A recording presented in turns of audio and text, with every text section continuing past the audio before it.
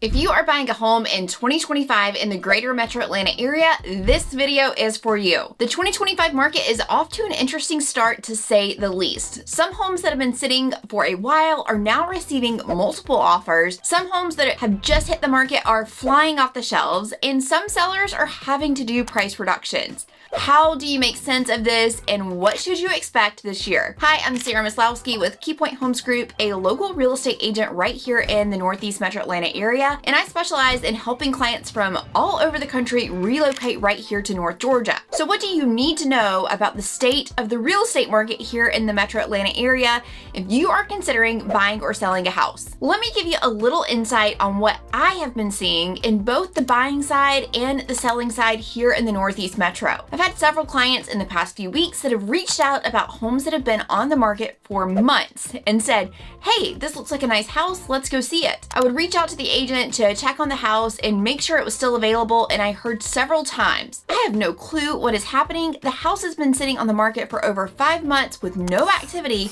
but there's been a flurry of showings over the last few days and we have received multiple offers. I have a listing that has been on the market for a few months now, and the exact same thing happened with my seller. Things were very slow, not because the house was bad, but because there was just a lot of uncertainty in the market, a little bit of seasonality, and then out of nowhere, we had a huge influx of showing and received 2 offers. I think there are a lot of factors that go into this. We are past the election, past the holidays, and people are thinking about buying again. Many people have come to terms that interest rates are the way that they are, and we aren't going to see the sudden drop. On average, homes in the greater Atlanta area were on the market for 52 days. In January of 2024, this was only 44 days. Ever since May of 2024, this number has continued to increase, and this is the one thing that has been beneficial for buyers. When a home has sat on the market for a month and a half, the seller is getting a little bit anxious to get their home sold, and they are more willing to negotiate on things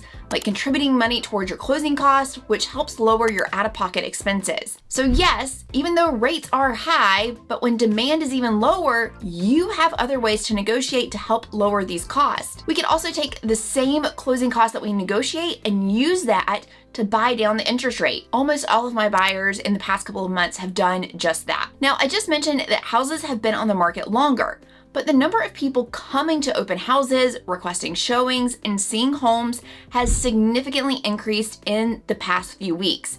So it feels like we are headed towards a busy season despite how long homes have been on the market. I mentioned that people have been coming to terms with interest rates, but I saw a stat recently that really surprised me, and that was that nationwide, 15% of buyers backed out of a contract in the month of December in 2024. Now, this happens for various reasons, including issues with a home inspection, so it's always important to find out the reason for the home being back on the market. However, more often than not, it is due to an issue with the buyer's financing. Just like all real estate agents are not created equal, neither are lenders and loan officers. Now, something that is absolutely critical, if you are in the market for a home, that is getting connected with a great lender who will walk you through what your monthly payments will be based on the price point of a home you are looking at. Now, I cannot stress enough how important it is to understand and be well informed before you begin house hunting. I often have people who reach out and they want to see homes, but they have not committed to a conversation with a lender, and to me, this is a major red flag. And this is something that I am looking out for you in your best interest. Often buyers will say, oh, let's just see what's out there before we decide to make a move. But then they will fall in love with the house online, they'll go see it at an open house, and they'll call and say how much they just love it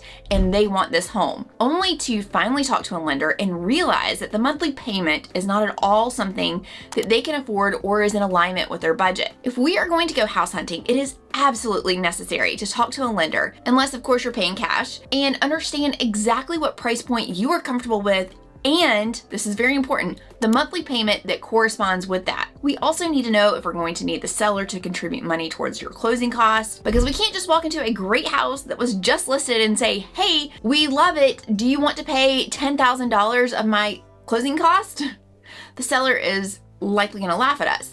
We need to know this in advance so we can aim our focus and put a good strategy together on homes that have been on the market for just a little bit longer in order to find sellers who are ready to get under contract and who are willing to help with things like closing costs. There have been buyers in the past that have gone under contract even after having lengthy conversations with the lender and knowing what their monthly payment was, that have made it a few days into a contract and they suddenly said, wait a minute, let's be realistic. I knew that this was going to be the monthly payment, but if I'm being honest, we just can't commit to that, and it's giving me cold feet. And they've backed out of the contract. Now, this is tough because they have spent money on inspections already that they will not get back, and they've fallen in love with the idea of this home.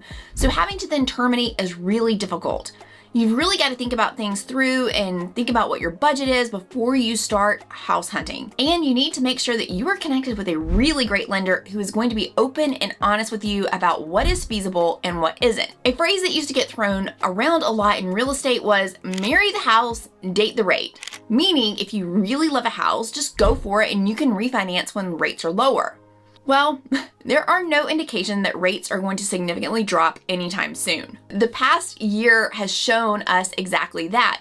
Interest rates were anticipated to have come down by now, but they've relatively held steady for the past year, and there's really not an end in sight for our current interest rate levels. So you need to be sure that the payment you will have with the rate you have when it's going under contract is something that you can deal with for worst case scenario the entire time you own the home. When we look at inventory year over year, there has been a 16% increase in the number of homes listed for sale in the Metro Atlanta MLS, and this is tracking with what we are seeing nationally as well. Year over year, research firms are predicting that we will see between 11 to 16% increase in the number of homes available, or sellers that are saying, hey, let me put my home up for sale. Locally, we are seeing more homes go on the market, yet pending sales have taken a major decrease. Monthly data from 2022 to 2024 shows a steady decline in pending home sales. This trend is largely driven by rising mortgage rates, escalating home prices, and economic uncertainty, all of which have made affordability a challenge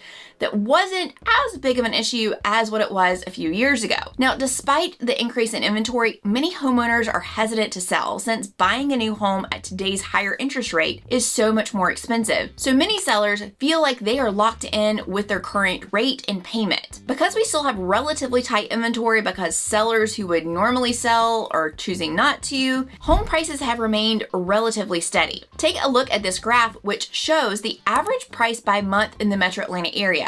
And you're going to see that homes continue year over year to get more and more expensive. This is important to keep in mind because if you are wanting to purchase a home but are holding out for prices to go down, well, based on market data, this is just not happening. Typically, more homes on the market means less competition, so it will be interesting to see what the next few months have in store for the Metro Atlanta area. But keep in mind that even with the increase in the amount of homes and sellers putting their houses up for sale, we're still below normal levels of inventory. But things are looking better, which is a positive sign for buyers. With more buyers moving forward with offers and more homes for sale, will we begin to see a shift to a more balanced market? We can definitely expect more buyers in the market just based on seasonality, and more people are selling their homes based on the data that we just discussed. So this very well could be the case of getting back to a balanced market. At the end of the day, it's important to work with someone who knows the ins and outs and intricacies of the market, and that's why I'm here to help. You also have to keep in mind that even in a specific geographic like the Metro Atlanta area, the housing markets can vary from city to city, school district to school district, which makes having an experienced, knowledgeable agent on your side even more important. As a buyer navigating this market, I would say that it is so important to have a knowledgeable agent. In some scenarios, the advice may be, yeah, this home is fairly priced and we could be in competition for this home, to, hey, yeah, I think there's about $15,000 to $20,000 wiggle room to negotiate based off of the data and recent sales. And all of this is going to be largely dependent on the condition of the home, recent sales in the neighborhood, the location, and school district. And two homes within the same area may have differing sets of data. My advice is that when you find a home that works for you and your budget, go for it. After all, home prices are not going to get more affordable, and there is no indication that mortgage interest rates will get more palatable anytime soon. We can always refinance the rate to take advantage of lower rates, but we cannot go back and take advantage of time to a lower priced home. So I'm very curious to know what you think about the real estate market right now. Are you considering buying a home, or is it just now not the right time? I'd love to hear your thoughts in the comments. If you are interested in making a move here to Georgia, I would love to be your real estate agent. You can reach me by clicking the link in my pinned comment below this video. Make sure you check out this video to learn more about where you can still find an affordable home in the Northeast Metro Atlanta area.